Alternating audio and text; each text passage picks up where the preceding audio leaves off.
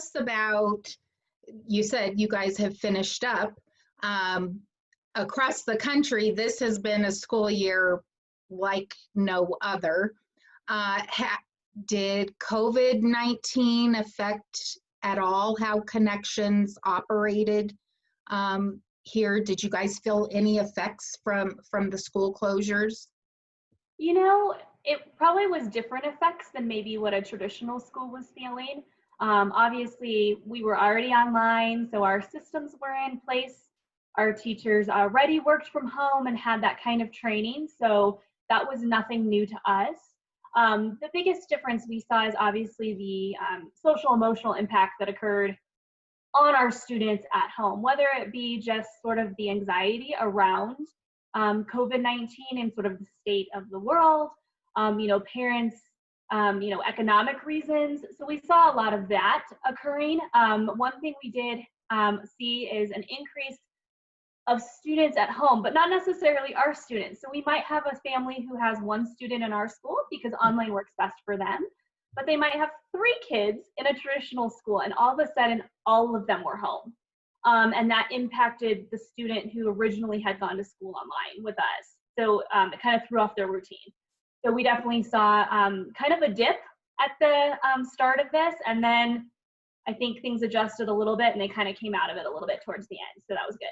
That's interesting because I've talked to some other educators in cyber schools across the country, and some cyber schools actually took like a week kind of reset because they had so many of those issues that you're talking about, where families became impacted, or the teachers themselves had to move back home.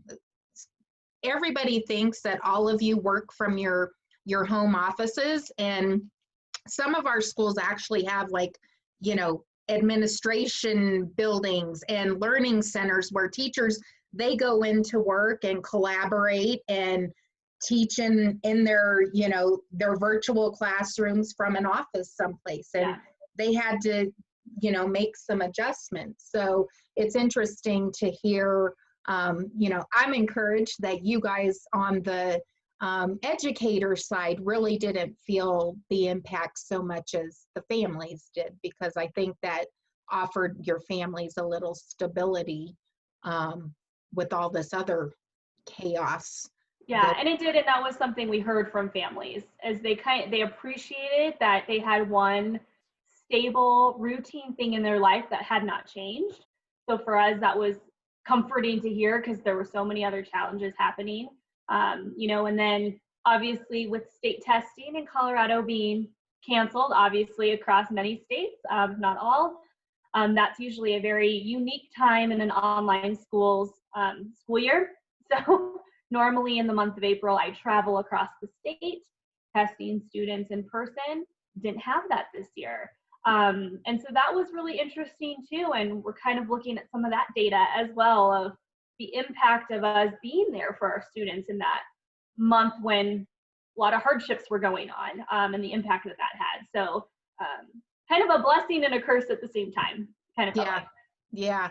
That was one of the questions I was going to ask you, is how was testing season affected? I heard, I had talked to some folks that actually, worked with the schools, were on the teams that did the logistics for testing. And I was like, well, what's going on? And they were like, well, we're waiting for guidance from the Department of Education. And I'm like, what do you mean waiting?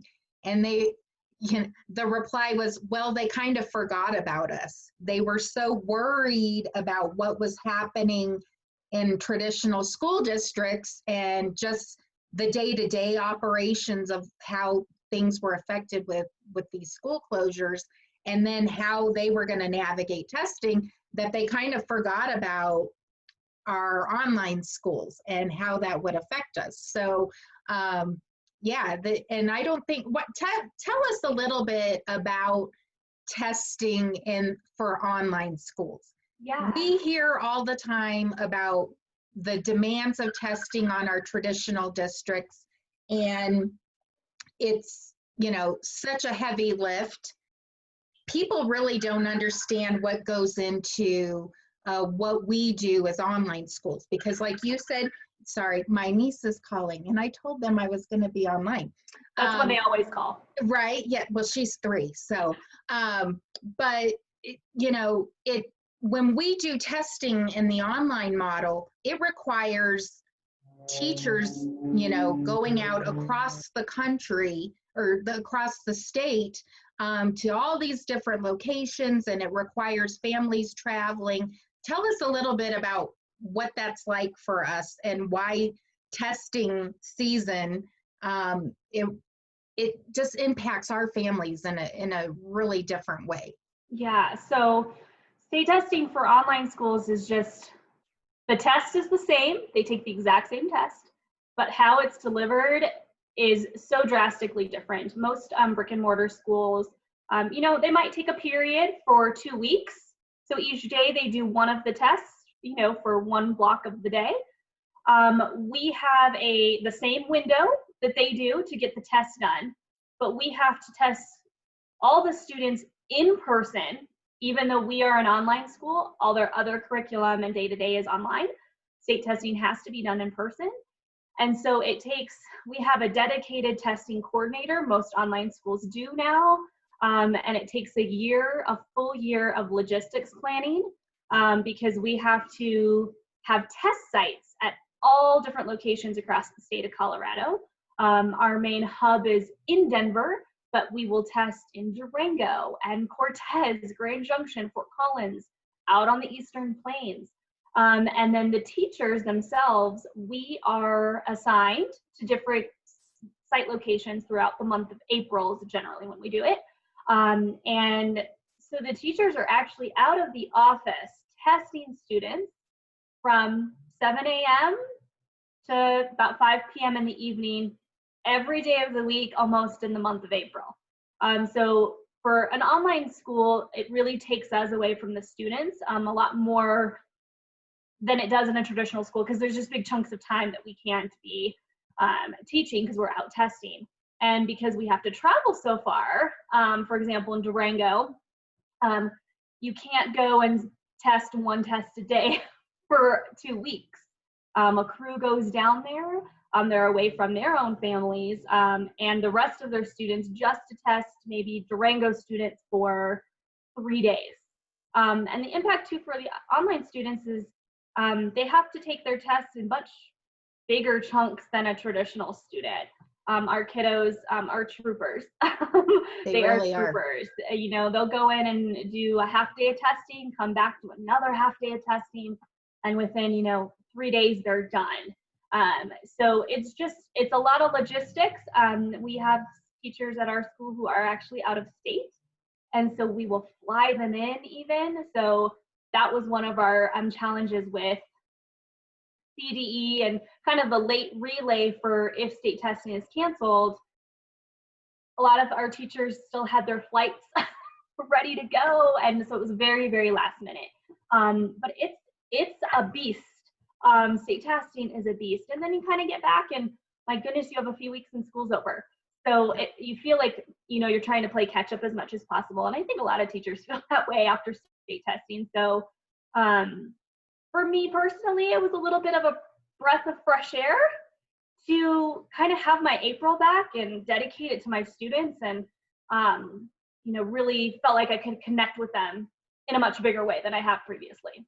Yeah, I think, and that's the thing. You guys work so hard on the back end to make it all flow that as a family, yeah, we might have to drive an hour to a testing, although I've had families I know that have driven 3 hours and they end up staying in a hotel because, like you said, it's multiple days of testing for them. So it's a hardship and an investment on the family's part to make it happen. But on the school end, you guys work so hard to make it as smooth of a process as you can.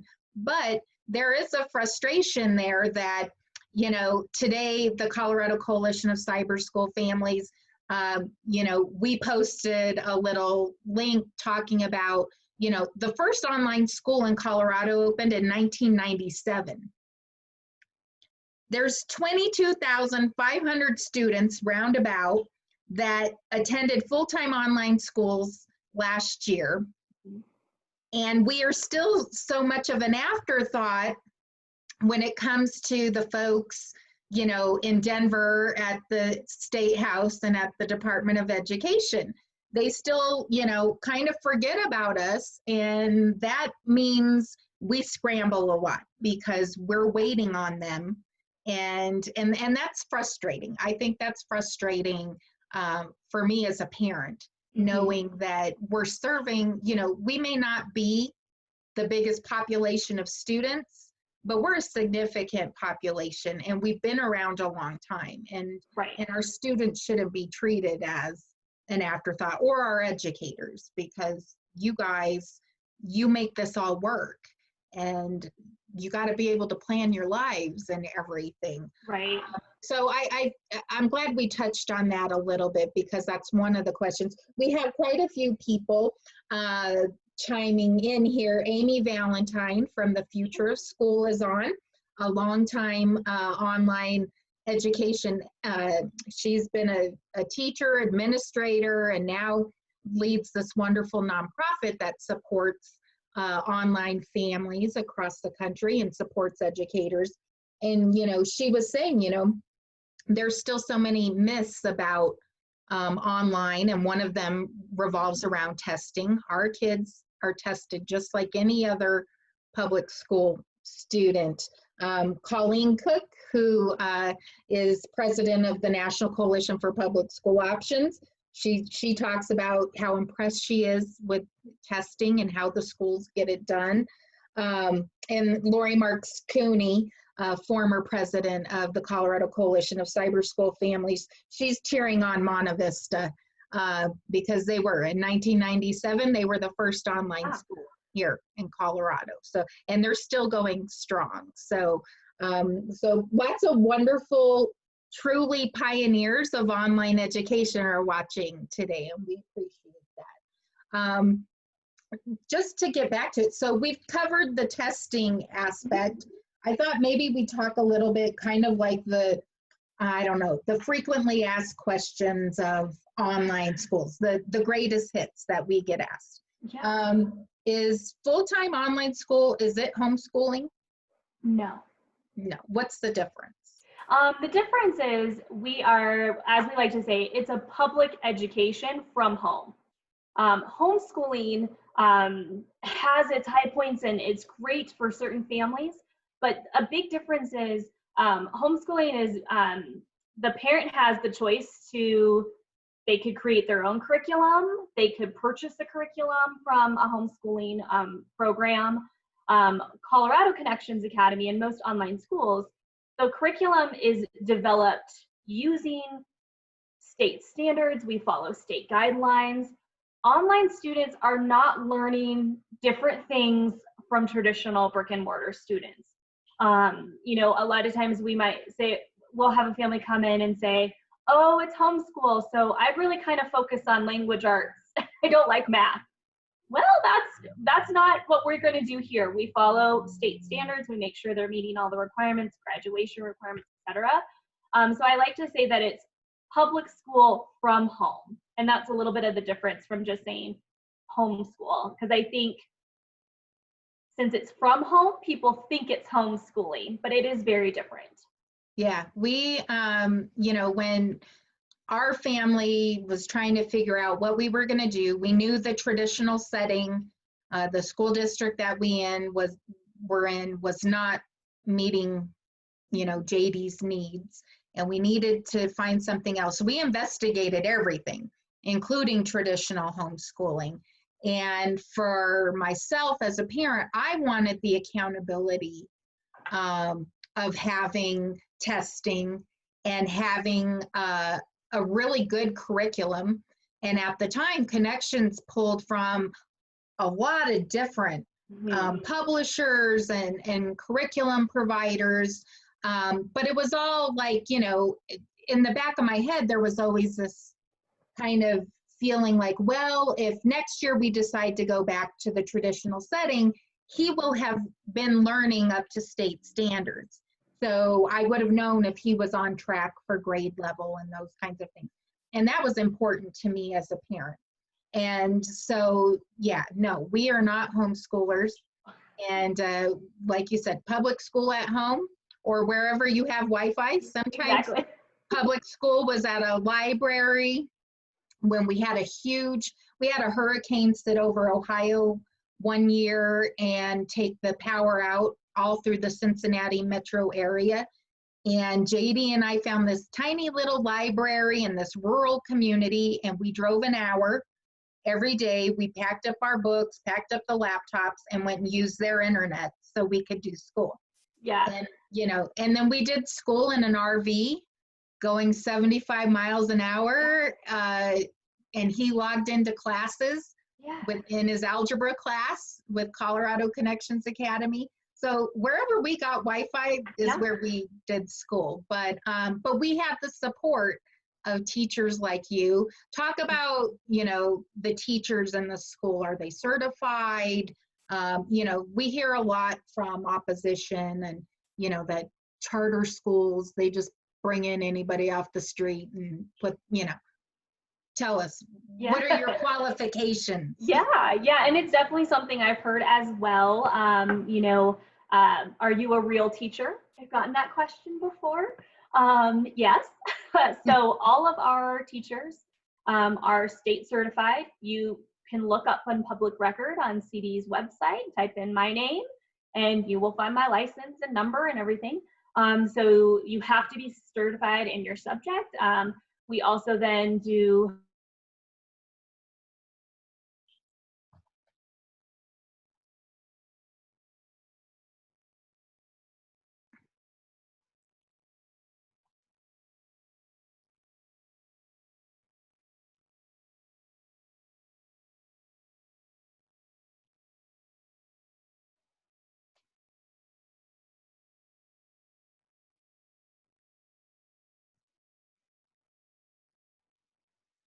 through our school. So I feel really fortunate, but yes, we are not kind of Joe Schmoes off the street. Like, I teach social studies and history, and I don't just like it, and so they gave it to me. I've got the paperwork and all that to prove it. But it is a very common misconception that I think hopefully some bright lights in all of this chaos is that's coming to light, that that's not the case, and that it is in fact a myth that hopefully is being broken.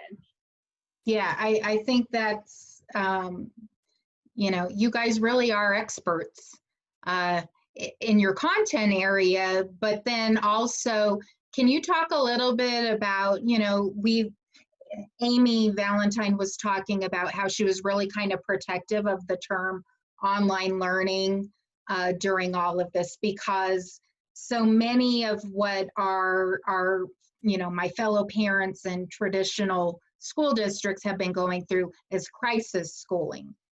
Their experience is so different than what we experience, and it's different than from what you've experienced as an experienced teacher in a school dedicated to distance learning. Talk a little bit about how the school, do they just plop you in front of a computer when you get hired? What kind of professional development do you guys go through? Yeah, so every new teacher after they're brought on is paired and put into a mentoring program, which ironically I am the lead of. So I run the mentoring program for Colorado Connections Academy. So we would pair a brand new teacher, and brand new in our school does not mean it's your first year of teaching. It might be your first year of online teaching, but you could have taught for 20 years, but 20 years in a brick and mortar doesn't translate the next day to online, which we're seeing. And so we pair them with an experienced virtual teacher. So they have a year-long mentoring program. And then our school as a whole, every year offers extensive professional development that we are required to participate in, that's specifically geared to virtual teaching and professional skills in our environment. So, learning about I went to one recently that was LGBTQ plus, and but in the virtual setting, because these aren't students that I might see face to face. How am I using my tone on the phone? How am I wording my communication, my written communication? And so we are constantly given those opportunities to, to grow, as this becomes a more prevalent choice for families too. We want to make sure that we're, on the forefront of that and kind of making sure our skills are always nice and crisp, as I like to say. But yeah, we like to make sure that no teacher is coming in and here's your classroom, good luck, feet first type of thing. It's like, nope, I'm going to hold your hand the whole way. We really work and collaborate as a team. I'm not just the social studies teacher. I'm part of a unit for the betterment of a child, and I can't do that without support.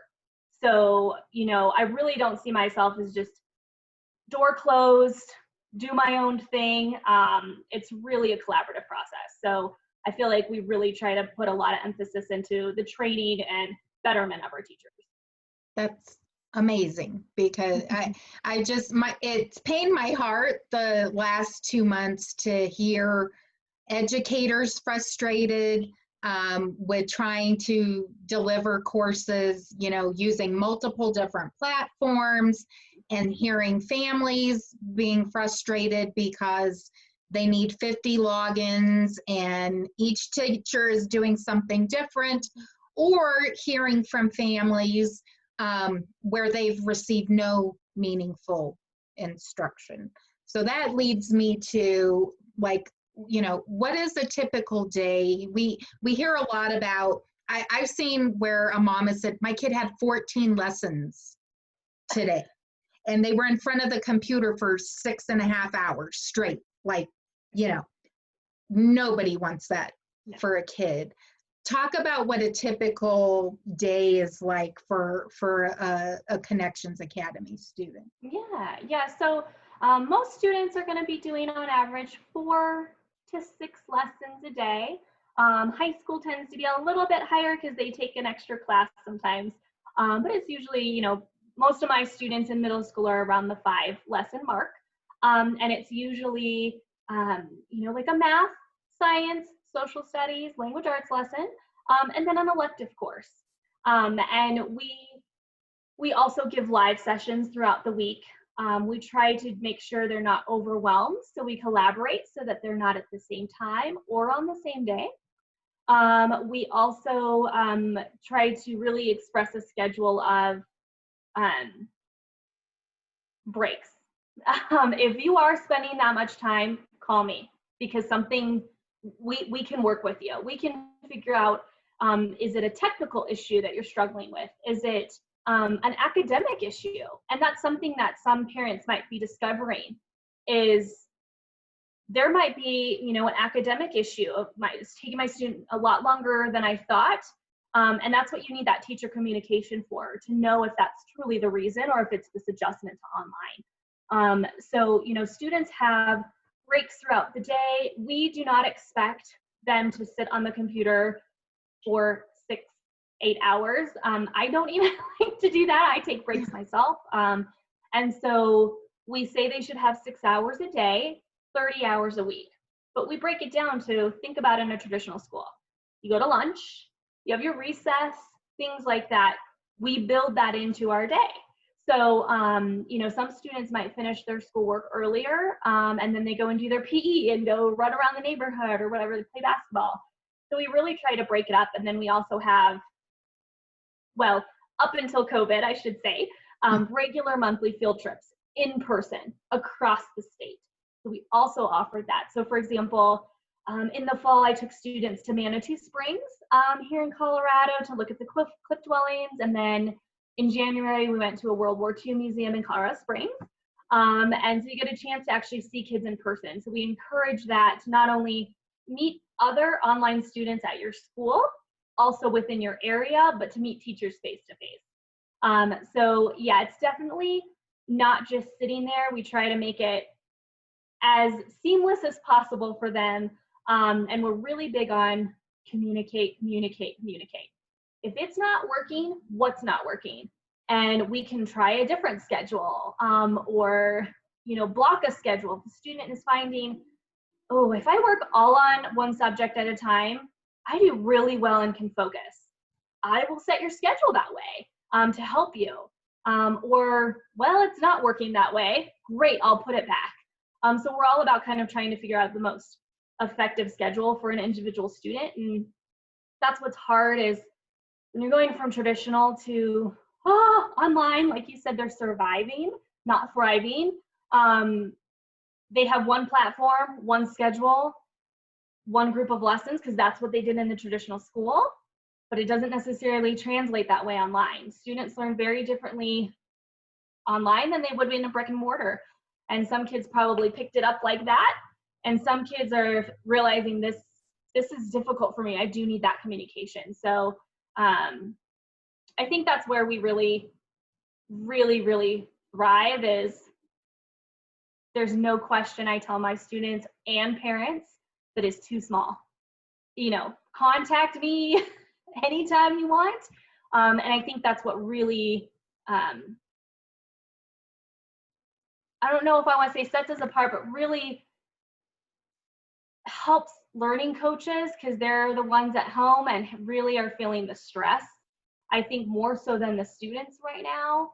And so we've tried to make sure that we are as available as possible for all questions. And I think that goes a long way. I think that's, for me, what I appreciated the most is that I had you all to lean on, whether it was, there was a, family issue, a death in the family or illness, or on a day where we were covering something and, he wasn't getting it right away, or we were struggling with a certain concept or whatever.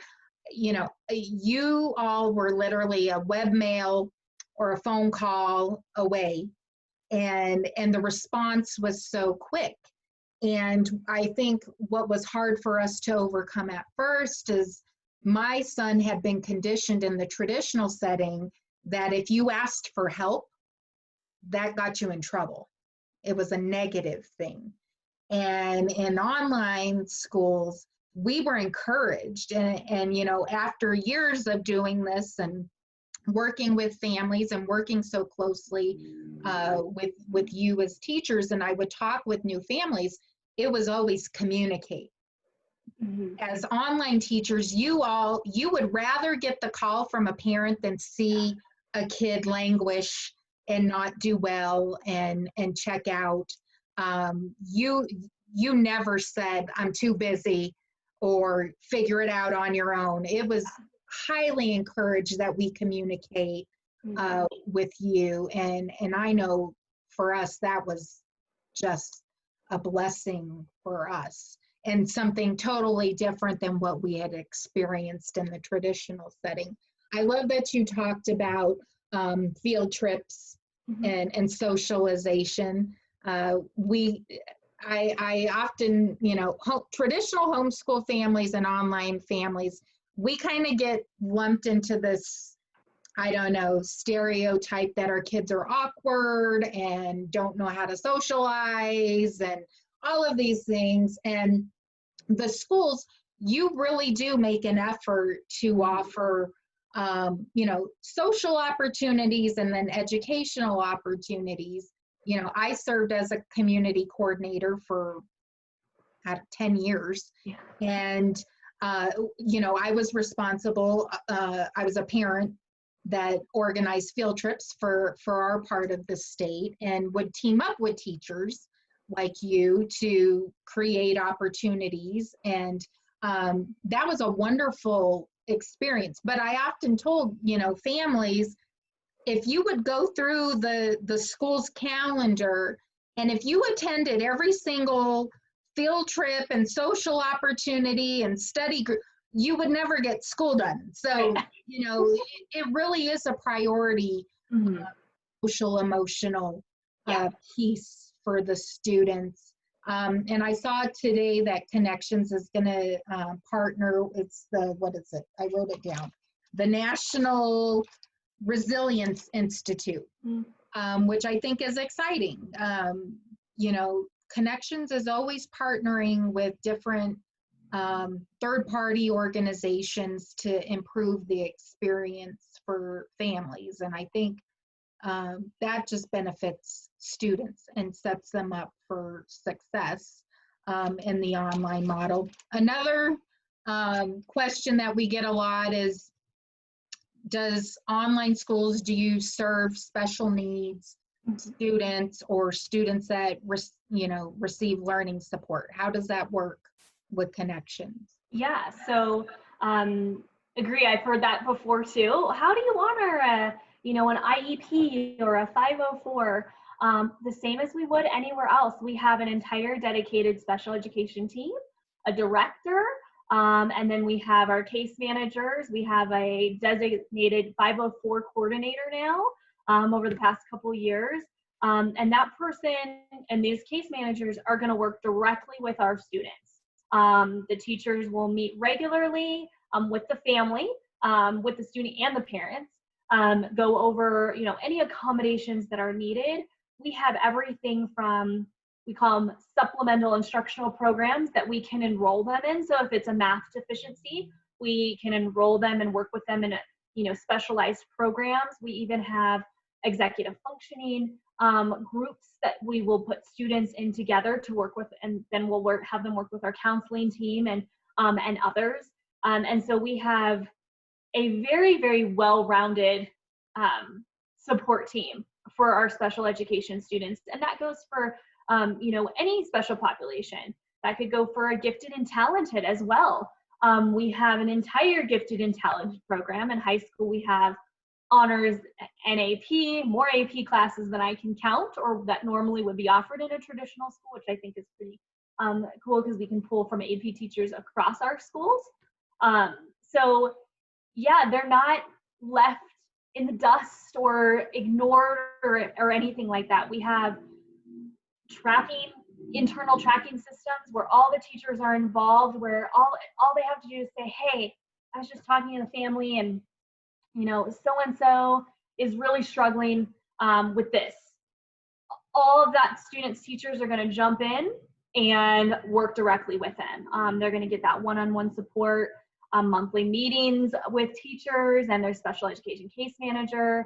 So yeah, and they as well too are going through continuous education, professional development opportunities, and then as general educators, we are also given those so that we can kind of make sure that there isn't a separation between, sometimes you might see that between like a SPED department and general ed teachers. We don't have that. I want to know what they're doing. They want to know what we're doing. It's all, so that a student, it's seamless for them. They can talk to me, they can talk to the math teacher, they can talk to their special ed teacher and not feel like they're getting conflicting information. So yeah, they're 100% fully supported, and we'll do, as students enroll, we will do something called a pre-enrollment meeting, meet with the family, go through an IEP, and make sure that we can fully support them in all ways. And then on the flip side, if a student isn't on, or maybe needs to have additional support, we will go through a whole series of interventions and do testing just like you would in a traditional school. Yeah, I'm the parent of a student who received learning support and IEP accommodations, and we never had an issue. In fact, he was served better in the online setting because there really was that personalization and the one-on-one attention that he needed, not just from me. I was finally able to support him in his education on a day-to-day basis, but also with his instructors. If he was struggling with something, he was able to have one-on-one live lessons with his teachers. You were blessed because you were his social studies teacher, which was like his favorite time of day. So we didn't have to get too much special help from Mrs. Reeder. But, you know, when it came to math or Mhm. science, those Yeah. were really critical, you know, areas for him to be able to get some of those special supports Yeah. that were, you know, in his IEP. And we appreciated that. But yeah, it's, you know, Amy Valentine said, you know, we're still dealing with some of the same questions, misconceptions that we were dealing with in 2005. Yeah. There, we still operate like this veil, and we're still trying to lift it when it comes to how online schools serve students. I love that you talked about the accommodations that we make for our special needs students, but then also the gifted and talented students. Is there one type of student, you know, I've seen some education reform organizations try to put, you know, create these kind of arbitrary enrollment criteria. Is there one type of student that does well in our schools? No, and that's the thing, is they're all so different. And I get asked that question a lot, like, well, is there a certain type of kiddo who does online school, right? You kind of get that smirk a little bit. Yeah. No, there's not. I mean, I think first of all, every child learns differently. Sometimes they do fine in brick and mortar, but could they have done better someplace else, right? And you know, we have students who, it's everything from, my parents are travelers, so I travel with my parents, or it could be something as, this is a good student, but the noise and outside factors in a traditional setting, they couldn't concentrate. Come to our school, they're excelling because they don't have that. We have, you know, students who come to us for, you know, more personal reasons. It could be, you know, bullying issues. We see that sometimes. But then we have professional athletes, actresses.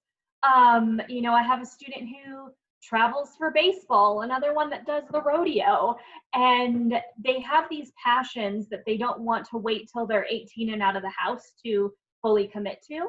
And so they are able to do their work when he travels to Arizona for his tournaments. He was able to do his work there without skipping a beat. And so I think it's um, really something I would like to have shattered, that there is a type of online student, because that's just not true. I have found, being here for what feels like forever, right? Well over a decade. These are some of the most socially well-adjusted students, kindest students. They want to learn, they want to do well. And we actually have students here who, they did the research and approached their parents to come to school because they knew something's just not feeling right in traditional setting. But for another student, traditional setting works great. But I just think we need to kind of shatter that online isn't a bad thing, and it can be a really good and positive choice for so many families, you know. And I think our kids thrive, they do really well. They're those who have often graduated. Obviously, we know JD, he's a great kiddo, you know, and he's been doing online, it did online forever, and fantastic. And that's what I find with all my students. I have a college student who was in my National Honor Society, because we have National Honor Society chapters, a national junior, and he was the president, and he's off on a full ride at Penn State. And, you know, it's just, I don't want people to think there's a certain type of kid, because there really isn't. And they're just all great, and they're all here for a different reason. And I think that's something that needs to be supported. And I also think that that's why Connections Academy does well, is because I try to find out, what is your reason for being here? It's different than the next student I'm going to talk to. And then directing my conversation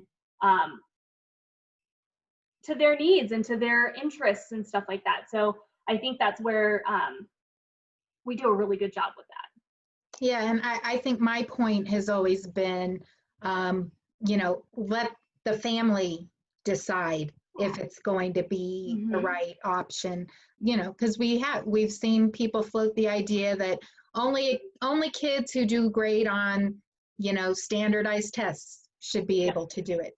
Mhm. And I have sat with many students one-on-one to teach them. And that's the thing. We don't just enroll these kids and then just kind of let them figure it out. Right. The school has orientation, Mhm. and it's not just orientation for the student. As a parent, I had to go through onboarding Yeah. to learn how to utilize the learning management system, to teach me how to do attendance, Yeah. and what were the expectations on my part, and then for the student, and all of those things. Families should be given the time to figure that out, and to learn what a good day is. For us, I remember when we first started, it was like the first 3 months I was white knuckling it, like, Right. just, am I doing it right? And I would call the teachers and they'd be like, you're doing great. Like, just the encouragement that I needed to know that we had made the right decision. And then, the end of the school year came, and we had that IEP meeting where we looked at the goals that we had established and the personal learning plan that we had set up for JD.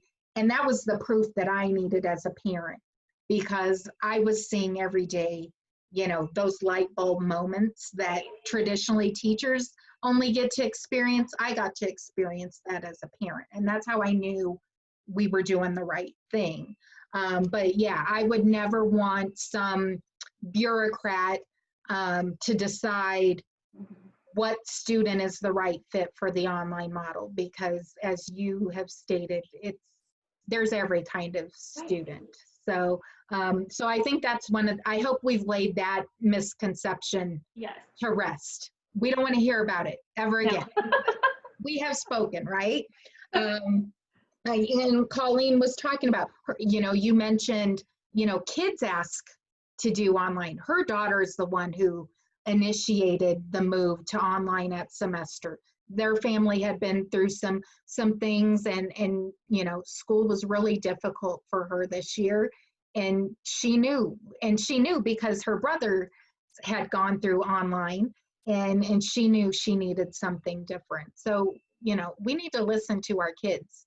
They Yeah. really are so insightful about their own educational experience.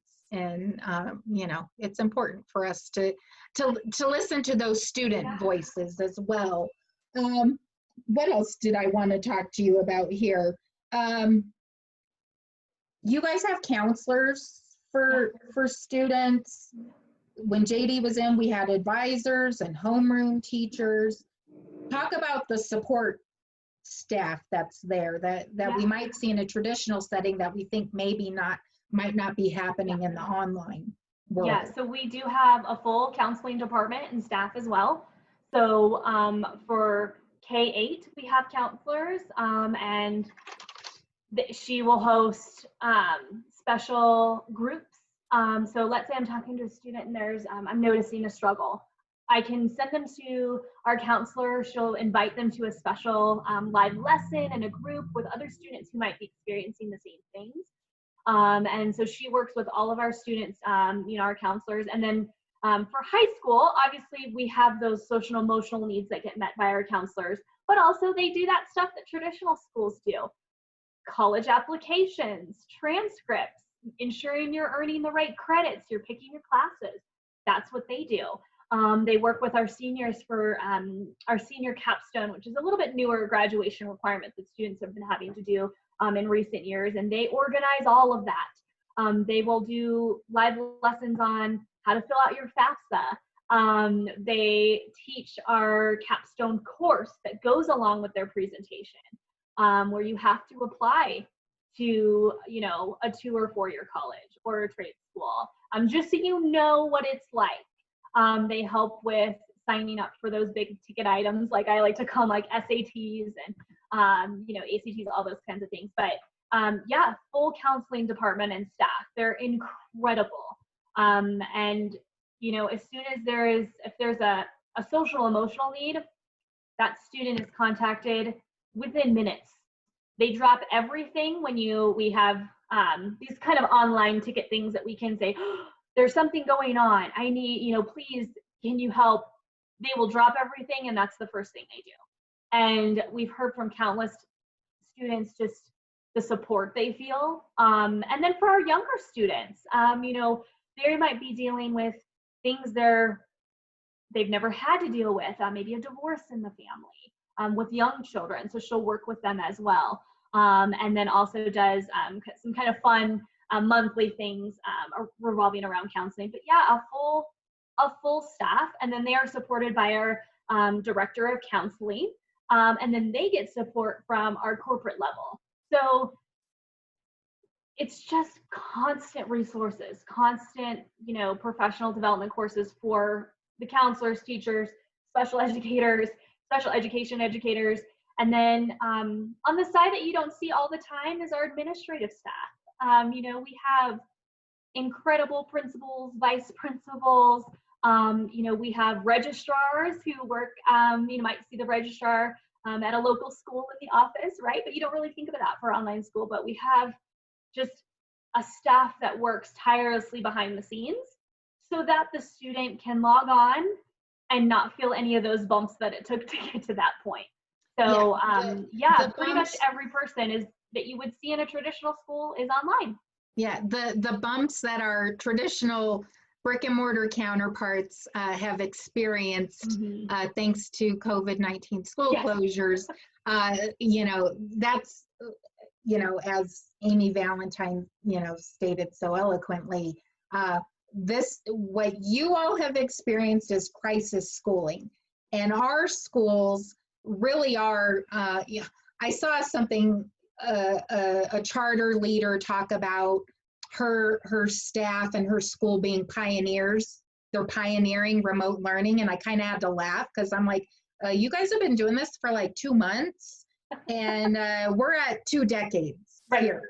And we really have invested in the infrastructure and the logistics of how do you deliver a full-time online education to students, from the admin to the IT department. People don't realize, when I had an issue, sometimes an app goes, out of date or needs an update and you have an issue, I could call the IT department and they could take over the computer and fix it for me, which was wonderful because if you know me, I'm not a tech expert. And so I was so grateful that the school had that capability and the resources in place to support us. And then, like you said, to the professional development, and just all those support and wraparound services that are so important to families that, Connections Academy and other online schools, you guys have really thought it through and run all the traps and, have not seen the issues. Your students, you guys were able to, on March 13th, like when the state closed down, it was just kind of business as usual. For you guys. The kids could log in and had that state stability that they needed. So here we are, we're, last day of school for you guys, and most of the schools are winding down. We're thinking about what fall is gonna look like. And it sounds like most districts in Colorado and across the country are looking at some kind of hybrid online experience for their schools. I've heard some parents say they absolutely will not send their kid back to the traditional setting until cases go down, till there's a vaccine, whatever their comfort level is. They're not there yet, and they're not sure that the traditional setting is going to be able to offer them the experience that they want for their kids. So if families are looking at full-time online and they're thinking they want to do that, when should they start thinking about enrollment? What are some things that they should be doing now? Because, Yeah. Do we want them to wait till August to kind of figure this out? What should they be thinking about if they think full-time online might be their option for next school year? Yeah, so that's definitely something we've heard, is that it has been a little chaotic for not all, but for some schools, it's been very chaotic past couple of months. And they're like, how much better are they going to get in the fall? Maybe we should kind of consider a more established school like Connections Academy, or maybe another online choice, in lieu of that, until we kind of know the uncertainty. And I would say to families, start now. I know it seems like August is so far away, and I feel you with every ounce. My child was home with me too. You just want summer break, right? You're ready for summer. You don't want to think about school. But the thing is with how things are, like yesterday they said something else. Today they're going to say something different. You wait until that last moment to find out that the choice the district made is not the choice you want. You are going to put your student further back and further behind. Typical enrollment processes for online schools can take a little bit of time, a couple of weeks, because you have to turn in paperwork and it's all done digitally and remote. So it goes back and gets confirmed and verified. And so it can take a little bit of time. And we want to make sure that also materials, because we will send you the materials. You won't be out scouring them yourselves. We'll send you textbooks and all of that. And we want to make sure that the students get that prior to our start date, which is pretty much the same as most schools, as long as they kind of stay on that same track, middle of August. And so that's why I say start now. And then you have a plan. You have something if it doesn't quite go the way that you would like, because it's just so evolving right now that I worry for parents who might wait until the last minute and then they're scrambling and they come in after the school year, and students can still thrive, but it's harder coming in after a school year has started, even in a traditional school. You don't know what's going on. You're kind of starting in a unit in the middle of it, and you don't know what everybody else learned prior to that. So my urgency would say, do it quickly. Do it quickly now and kind of make that decision, even though your brain, your heart is a little exhausted right now. Push through. And I would say, do your research. What is it that you're wanting to get out of your child's education? Not necessarily just online, just in general. What do you want for your child to get from their education? And look for those different points when you're searching for other schools or online schools as an option. But just find that it's great. Your experience might have been scary, but it doesn't mean that it has to be, with an established online school. And that's hopefully that some of the districts are able to get things figured out, because I know it's been a little hard. As you mentioned, one teacher has one platform, another teacher has another platform. We don't have that. We all use our online lesson looks the same, no matter the class, so the kids know where everything is. So, and they'll just have the support of teachers, which I think is really important. Because I know that my friends don't want to be teaching math anymore with their kids. So I totally feel for that. Yeah, I think wonderful advice. And, in Colorado, we don't necessarily have caps on enrollment. If you're in another state, they may have caps on enrollment. Like there's only a limited amount of seats. Or if you're in a state like Texas that has very limited full-time online schools, or if you're in a state like Nebraska that has no full-time statewide online schools, you're going to be in trouble. So if you are even remotely considering it, start doing your research now. Colorado, we're lucky. We have about 66 different online, full-time online statewide schools, online charters, and district programs. So start doing your research now. Kim gave you some excellent questions to think about what you want to get out of your kids' educational experience. But, start gathering the paperwork. And then it is, once you get all that done, it's like Christmas when that box shows up in early August or whenever, they send it to you. But the books, and just all the different materials that the school sends that makes education fun. It was always fun to get that box and open it up and see science experiment kits and art kits and things for PE, and that was wonderful. But it's also less stressful if you can start day one with your learning environment set up, knowing who your teachers are going to be, knowing what the class schedule is going to look like. That's all good. The less stress, the better for everybody involved. You know, I want to thank you so much for taking the time today. Kim is amazing for just the service she did for our family and being there for my student. I'm grateful.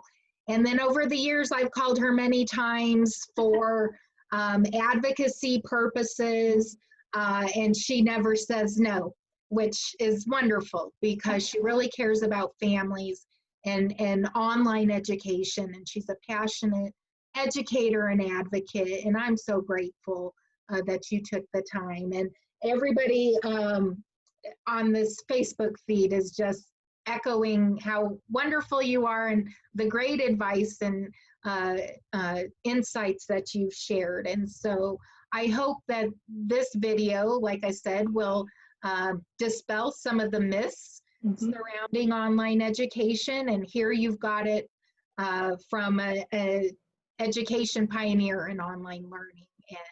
And listen to these folks and tap into their expertise instead of some technocrat that has never delved into online education, delivered it, or worked with the families that choose online education. These are the folks that you want to talk to. And I'm so grateful that you were here. Thanks to Kim Reeder, and thanks to everybody who has joined us today for the Parent Exchange. We'll be back next week on Tuesday, and we look forward to being here for families all through the summer as you try to figure out what the next school year is going to look like. We'll be here to assist you and support you. So Kim, thank you so much. Thank you. And I'm sure I will be talking again soon. So thank you so much for being with us today, everybody. Have a great weekend.